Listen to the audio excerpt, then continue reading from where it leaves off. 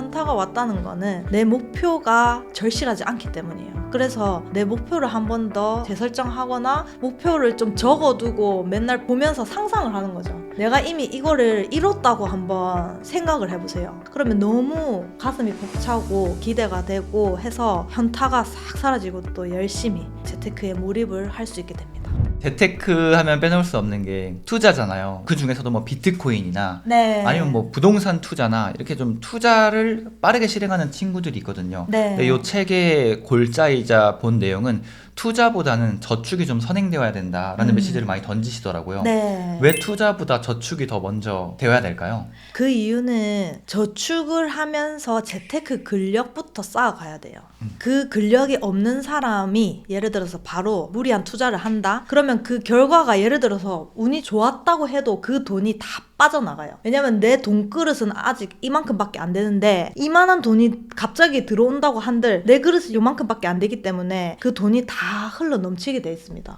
그래서 로또 당첨되면 인생 망한다는 얘기도 있잖아요. 실제 그런 분들 많죠. 많잖아요. 거의 대부분이 로또 당첨되면 인생 망한 분들이 많거든요. 그분들은 돈그릇은 이만큼밖에 안 되는데 갑자기 이만한 돈이 들어왔으니 그걸 관리를 못하고 다 흘러 넘쳐서 나중에는 그게 이제 이 그릇도 깨져가지고 마이너스가 되는 거죠. 그런 것처럼 내가 처음에는 절약 저축을 통해서 내 재테크 근력을 어느 정도 쌓아가고 돈그릇을 키운 다음에 투자를 실행해야 그렇지 않으면 투자를 아무리 무리하게 한다고 한들 결과가 좋을 수가 없다. 그런 측면에서 제가 항상 절약 저축을 하고 또 그걸 바탕으로 투자를 해야 된다. 이게 투자를 바로 안 해도요. 절약 저축을 하면서 자연적으로 투자 공부를 하게 돼요. 사람이. 내가 목표가 있으면 뭐 예를 들어서 1억을 모으겠다. 그러면 그 1억을 모으는 과정에 자연적으로 투자 공부를 하게 됩니다. 그렇게 충분히 공부를 해서 투자를 실행하면 결과도 훨씬 좋아요. 그렇기 때문에 조금 너무 조급하게 무리하게 하지 말고 어느 정도 스텝을 밟아가면서 하자. 이게 너무 근데 필요한 말이고 중요한 말인 게 아무것도 준비되지 않았는데 일단 투자를 해서 좋은 성과를 맛봤다고 하더라도 오히려 그게 잃는 걸 떠나서 진짜 아예 마이너스까지 내려가는 분들도 있더라고요. 네. 본인의 그런 경제관념이나 이런 게 올바로 서지 않았는데 무리한 그렇죠. 투자를 하니까 어떻게 네. 투자를 하기보다는 투기성에 가까운 거기도 네. 하고 맞아요. 그러면 또 투자하면 빠질 수 없는 게 원칙, 기준 이런 것들이잖아요. 네네. 할미 언니님만의 원칙과 기준은 무엇인지 궁금합니다. 제 투자 원칙은 본업에 충실하자. 그러니까 투자에 너무 매달리지 말자가 제 투자 원칙이에요. 저는 마음이 편한 투자를 추구하거든요. 예를 들어서 내가 뭐 주식 투자를 한다고 칩시다. 저 같은 경우에는 그 주식을 계속 쳐다보는 게 너무 이게 스트레스가 될 것 같더라고요. 너무 거기에 내 일상생활에 지장을 줄 정도로 매달리는 건 좋지 않다. 이건 주객전도다. 내가 잘 살고 편안하게 살기 위해서 투자를 하는 건데 투자를 하는 게 괴로우면 이 투자를 오랫동안 지속할 수가 없잖아요. 그래서 저는 내가 마음 편하게 투자를 하는 게 첫 번째 제일 중요한 목표였어요. 그러다가 찾게 된 게 저는 이제 미국 주식 장기 투자인데 이걸 하다 보니까 제가 너무 마음이 편해요. 제 본업에 충실할 수가 있어요. 투자에 너무 매달리지 않고 내 본업에 충실하고 나라는 자산의 가치를 높이는 게 더 중요하잖아요. 그렇기 때문에 거기에 집중을 하면서 투자는 알아서 굴러가게 놔두는 거예요. 그러면 얘는 알아서 굴러가게 놔두고 나도 나대로 성장을 할 수가 있는 거죠. 시간이 한정돼 있으니까. 그래서 이제 저는 항상 이게 투자를 하더라도 너무 투자에 매달리지 말고 내 본업도 유지하고 내 생활에도 집중을 하고 내 자기 개발도 하면서 투자를 하자. 이게 제 투자 원칙입니다. 투자를 굉장히 중요하게 생각하시는 데에도 투자에 너무 매달리면 안 된다라고 말씀을 하셨는데 장기적인 접근이 아니라 오늘 사고 내일 네. 파는 거 혹은 뭐 진짜 지금 사고 1시간 뒤에 파는 네. 거 이런 거에 좀 매몰되다 보면은 진짜 그 창에서 벗어날 수가 없는 것 같아요. 1시간 안에도 뭐 10번씩 들어가기도 하니까. 그렇죠. 그렇게 될 수밖에 없어요. 그렇게 하면 사람이. 투자에 있어서 정답은 없어요. 투자로 돈을 불릴 수 있는 방법은 이 세상에 여러 수천 수만 가지가 있는데 그중에 나한테 잘 맞는 투자 방법을 찾아서 하루라도 빨리 시작해서 오랫동안 지속하는 게 그렇게 마음 편하게 지속 생각을 하는 게 중요한 것 같아요. 책에서 좀 와닿았던 문장 중에 소비 중독은 원인 있는 병이다. 네, 그래서 소비란 무의식을 사고 의식으로 합리화하는 행동이다 라고 조금 약간은 세게 강조하셨는데 이렇게 강조하신 이유가 있는지, 그리고 이렇게 하지 못하고 돈을 못 모으는 사람들의 특징이 있는지. 네네네. 우리가 생각하기로는 내가 이성적으로 돈을 쓴다고 생각하지만 실제로는 내 감정 때문에 소비하는 경우가 많아요. 우리가 주로 우울하거나 불안하거나 아니면 조급하거나 화가 날 때 과소비를 하는 경우가 많다고 하거든요. 그거는 실제로는 내가 돈을 쓸 필요가 없는데 내 감정 때문에 소비를 하는 거예요. 그래서 제가 이 소비는 무의식으로 사고 의식으로 합리화하는 행동이라고 하는 것도, 우리가 소비에는 4가지 종류가 있어요.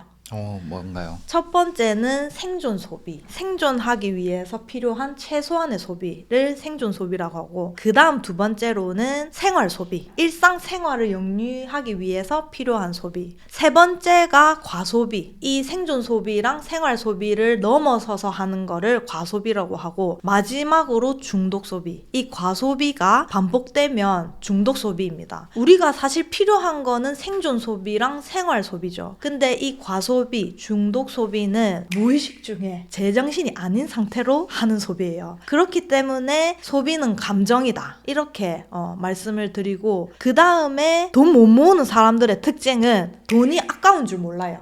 월급을 되게 힘들게 벌었잖아요. 근데 그 월급을 막 써요. 그 사람들의 특징은 제가 봤을 때는 이 돈이 아까운 줄 모르는 것 같아요. 내가 생각했을 때 돈이 아깝다고 느끼면 자연적으로 절약을 하게 돼 있어요, 사람이. 근데 그렇게 막 쓰는 거는 자기가 생각했을 때 돈이 아깝지 않은 거죠. 마치 내일이 없는 것처럼 쓰는 거랑 또 일맥상통하는 거예요.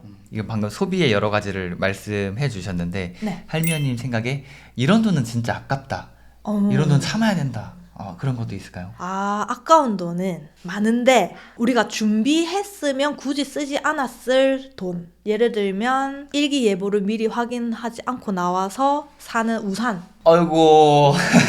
우산 몇 번 사는데 있어요. 쓰는 네. 돈. 너무 아깝죠. 집에 우산이 맞아요. 넘쳐나는데 그 날씨 확인만 좀 잘하고 나와서 우산, 아니면 깜빡하고 안 챙겼을 때도 있어요. 그렇게 해서 우산이 없어서 일단은 뭐 젖으니까 우산을 우리가 사잖아요. 예를 들면 그런 돈. 그 다음에 이제 과속딱지 있잖아요. 그것도 일종의 준비성 부족인 게, 약속 시간보다 일찍 느긋하게 나오면 우리가 과속을 할 일도 없죠. 맞아요. 근데 항상 뭔가 시간이 쫓기도 급하니까 과속을 하게 되는 거잖아요. 근데 신호위반 딱지도 그렇고, 그런 과태료 같은 것들은 진짜 불필요한 소비인데 마지못해 내는 그런 돈 진짜 아깝고. 이게 준비만 하면 그러게요. 다 세이브가 되는 것들이고. 네. 제 친구 같은 경우에는 다음날 시외에서 하는 친구 결혼식에 가야 되는데 전날 과음을 한 거예요. 그래서 그 다음날 아침에 일찍 결혼식장을 가려면 일찍 일어나서 준비를 하고 해야 되는데 과음을 해놓으니까 늦잠을 잤어. 그래서 나왔는데 또 그날따라 날씨가 추웠네. 그래서 그 터미널에 딸린 아울렛에서 코트를 사입고 왔더라고요, 그날.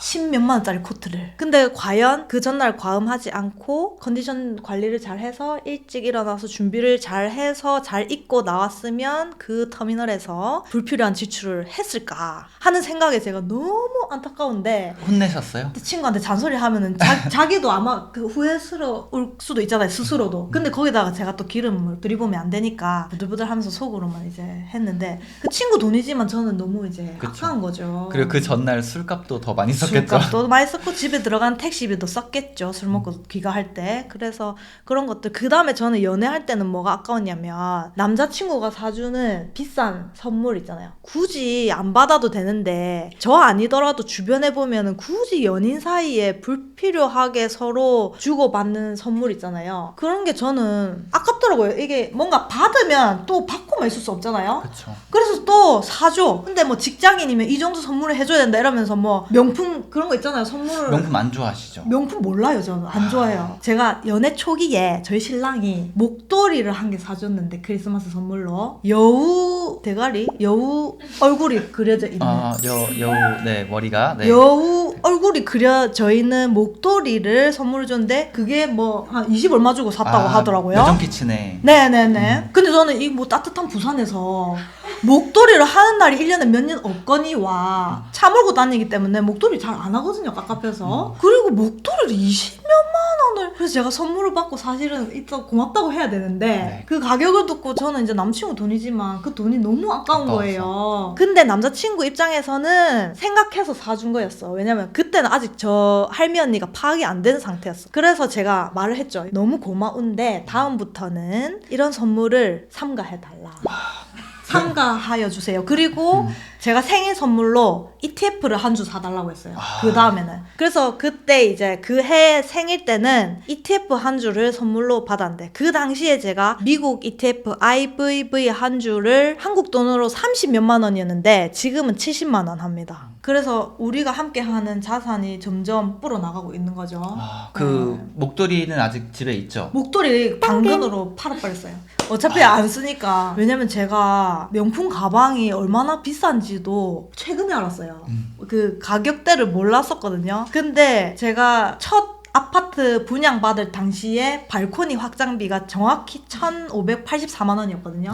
명품백 몇 개 사면 끝나는 돈이더라고요. 한두 개 사면 끝나는 돈이라 하더라고요. 그쵸. 그래서 어머야 세상에 그거 살 돈으로 나는 차라리 집을 사겠다. 집 사는데 보태겠다. 이런 생각이 머릿속에 가득 차 있는 사람이다 보니까 그건 너무 돈이 아깝죠. 왜냐면 그 가방은 내가 뭐 맨날 뭐 모시고 다닐 거예요. 모시고 잘 거예요. 뭐 할 거예요. 그냥 물건 넣는 가방이 똑같은 가방인데. 그쵸. 네. 제가 근데 방금 할미 언니님 진짜 찐이라고 느낀 게 발코니 비용을 1,584만 원이라고 이걸 기억하신다는 것 자체가 그러면 남편분이 명품을 선물해줘도 이게 고마운 게 아니라 이 돈을 좀 더 우리 미래에 대해서 쓰면 좋을 텐데 이런 생각을 하신다는 거네요. 네. 돈을 저축하고 모으는 거는 알겠어. 근데 이제 특히나 뭐 젊은 친구들은 이런 생각을 할 것 같아요. 내가 이걸 모으다가 이렇게까지 아껴서 뭐하나. 그리고 내가 이걸 아껴서 진짜 부자가 될 수 있을까. 그냥 친구들처럼 좀 나도 좀 쓰고 싶다 이런 회의감이 들 때도 있잖아요. 그럴 때는 좀 어떻게 해야 될까요? 그런 생각이 들면 이제 여러분은 재테크 권태기에 들어선 겁니다. 재테크 권태기. 네, 재테기라고 하거든요. 재테기에 들어선 거는 여러분들이 기뻐하셔야 돼요. 왜냐면 누구나 겪는 과정이에요. 그런 회의감이 들고 현타가 올 때도 있어요. 근데 그럴 때는 나의 목표를 다시 한번 상기를 해라.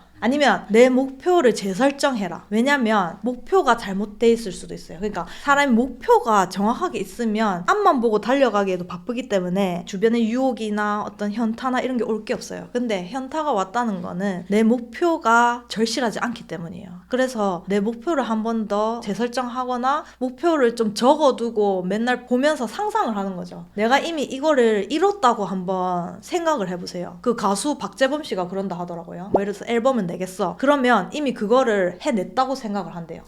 해냈다고 생각을 하고 시작하는 거예요. 그러면 내가 이게 뭐 2년이 걸리든 3년이 걸리든 나는 이미 머릿속으로 해냈기 때문에 그 사이에 여러 가지 시행착오 과정들 다 견딜 수 있어. 난 어차피 해낼 거니까.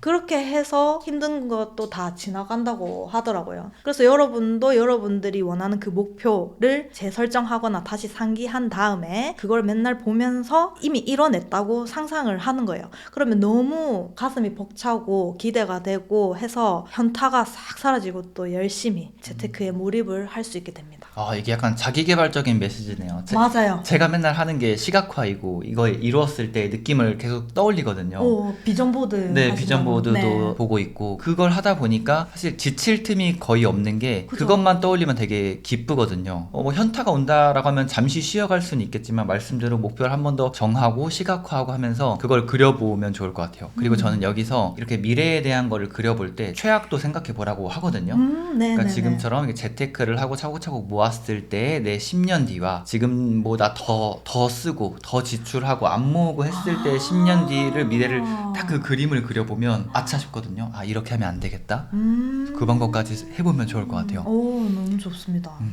저는 일단은 내가 될 수 있다고 생각을 하는 게 먼저인 것 같아요. 그러니까 평생 가난하게 사는 방법이 있거든요. 그게 뭐냐면 내가 무슨 이라는 말을 입에 달고 사는 거예요. 문장 앞에 내가 무슨 점점점. 내가 무슨 책을 써. 예를 들면 내가 무슨 강연을 해.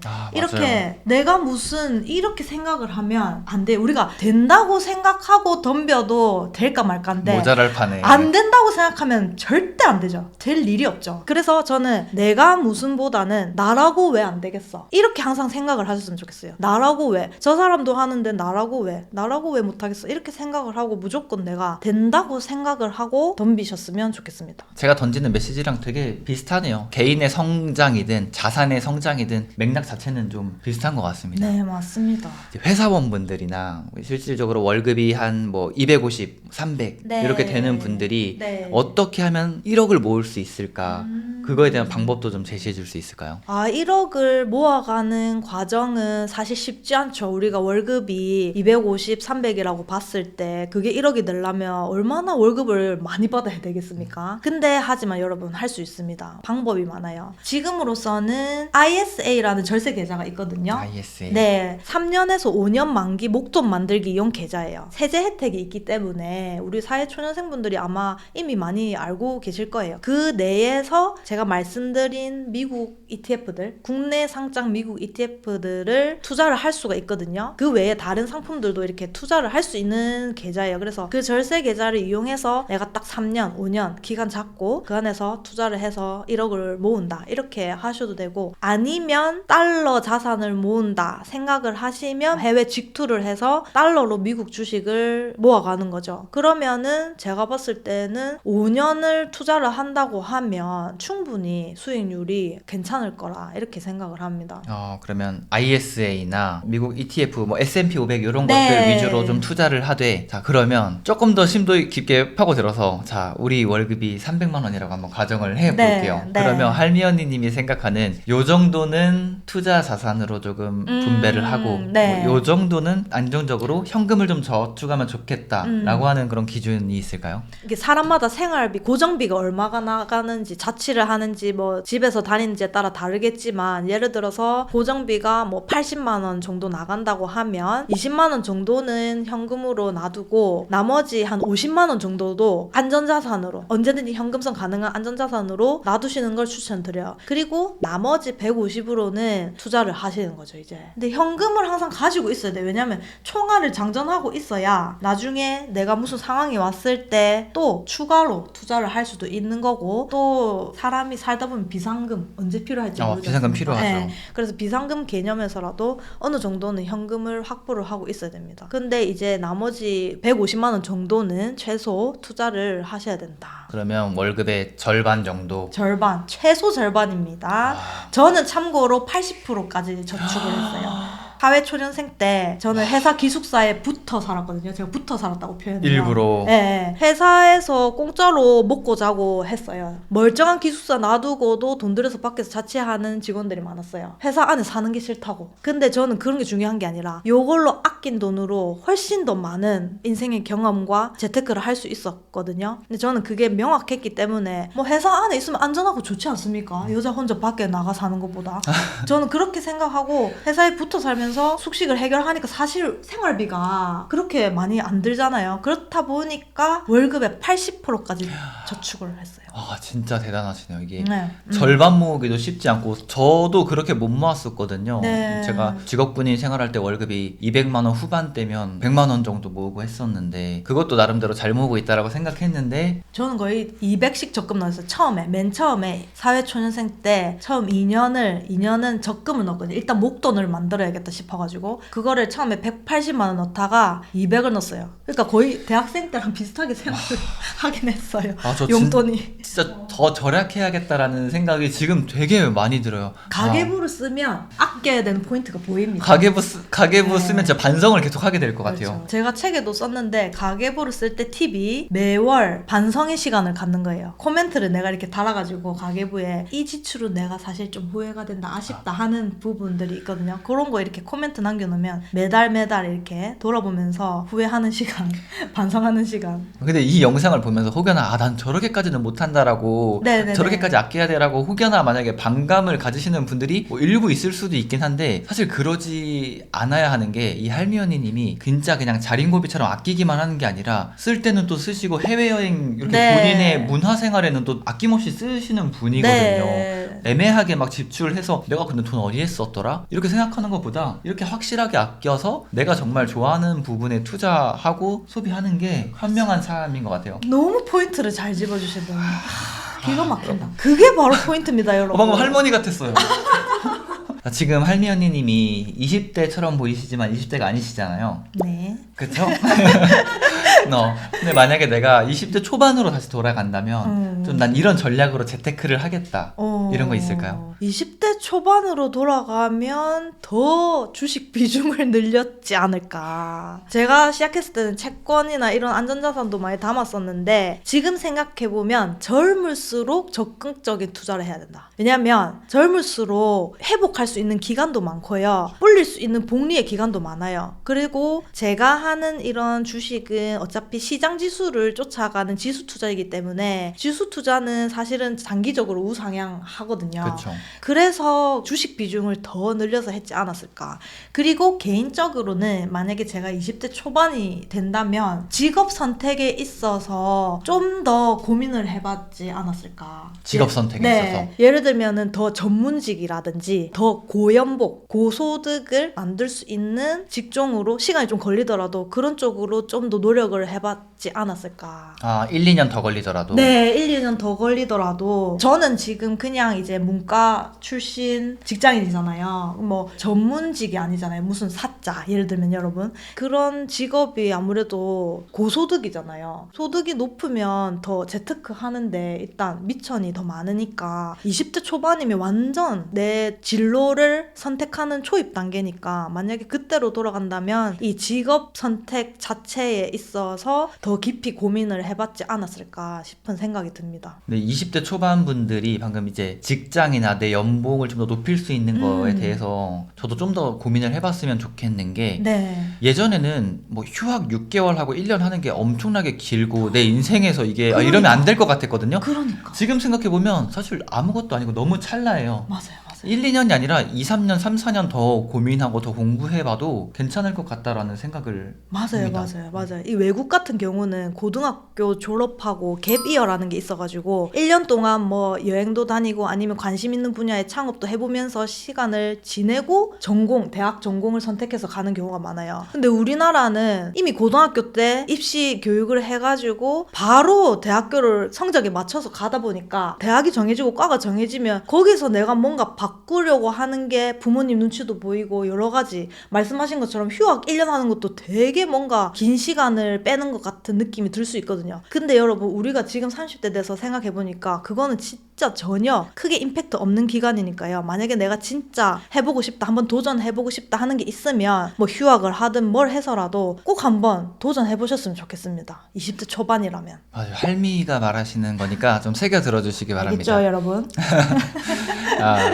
그럼 마지막으로 우리가 이제 돈 공부에 대한 얘기를 계속 나눴는데 참 이거를 알면서 실행하지 못하는 분들도 있을 거고 내가 이거 꼭 해야 되나 굳이 이렇게까지 해야 되나 이렇게 생각하는 분들도 계실 텐데 이제 좀 마지막으로 아직 돈 공부를 시작하지 않은 분들에게 좀 전하고 싶은 메시지나 당부의 말이 있다면. 돈 공부를 아직 시작해보지 않은 분들은 돈을 회피하고 있는 거예요. 근데 우리가 이 자본주의 세상에서 살아가기 위해서가 아니고 살아남기 위해서는 이 재테크라는 거는 필수적으로 생존을 위해서 필요한 기술입니다. 그래서 더 이상 회피하지 말고 그냥 한번 해보세요. 시작이 반이다라고 하잖아요. 저는 이 말을 되게 좋아하거든요. 시작이 반이에요, 여러분. 시작만 하면 이미 절반 온 거예요, 여러분. 그러면 일단 시작을 하면 완벽하지 않더라도 하다 보면 내가 길이 보이고 어떤 방법을 터득을 하게 되거든요. 그래서 너무 뭐 이게 뭐 거창한 거다, 어려운 거다 이렇게 생각하지 마시고 일단 시작을 해보세요. 그러면은 하다 보면 길이 보일 겁니다. 모든 일이 해보지 않은 일은 다 어려워요. 맞아요. 모든 일이 처음에 내가 안 해본 일은 어려워요. 예를 들면 수영 못하는 사람 입장에서는 수영 잘하는 사람이 아니라 그냥 수영하는 사람 사람만 봐도 멋있어 보여요. 나는 수영을 해본 적이 없기 때문에. 저도 30살 넘어서 수영을 처음 배웠거든요. 그래서 수영을 배우기 전에는 수영 잘하는 사람이 너무 부럽고 멋있고 뭐 사람이 어떻게 수영을 해? 이렇게 생각을 했었는데 막상 제가 수영을 배워보니까 2주 만에 물에 뜨더라고요. 그리고 수영도 한 달만 되니까 제가 자유형을 하고 있더라고요. 막상 해보면 별거 아니더라. 그러니까 여러분도 이게 별거 아니다 생각하고 그냥 일단 시작을 해보세요. 그냥 당장 오늘 뭐 ETF 한 주라도 매수를 해보는 거예요. 할머니 영상 보고. 그러면은 여러분들이 충분히 아마 저보다도 더 잘 해나가실 수 있을 겁니다. 맞아, 이게 시작이 반이라는 말이 투자 쪽에도 적용이 되는 게, 저도 예전에는 뭐 S&P 500, 뭐 ETF 이런 걸 몰랐을 때는 되게 어려운 건 줄 알았거든요. 근데 막상 해보면 되게 별거 아니에요. 하나 사는 것도 어렵지 않고, 그리고 뭐 금투자 이런 것도 안 사본 입장에서 되게 어려울 수 있지만 막상 사는 거 되게 간단하거든요. 요즘 세상에서는. 맞아요. 그래서 요 책에 그런 정보들이 많이 담겨 있기도 하고, 할머니 유튜브 채널에 IS 계좌 뭐 어떻게 개설하고 뭐 이런 거 다 설명해 주셨잖아요. 거의 떠먹여 드리듯이 영상을 제가 올려놨어요. 그러니까 드시기만 하면 됩니다. 그냥. 이 표현도 많이 봤어요. 입만 벌리세요. 제가 떠먹여 드립니다. 네. 오늘 이렇게 돈 공부와 재테크에 대한 이야기 나눠봤는데 정말 시간 가는 줄 모르게 들었고, 네, 오늘 이렇게 시청해 주셔서 감사하고요. 할미 언니님 채널과 책에도 많은 관심 부탁드리겠습니다. 오늘 나와주셔서 감사합니다. 감사합니다.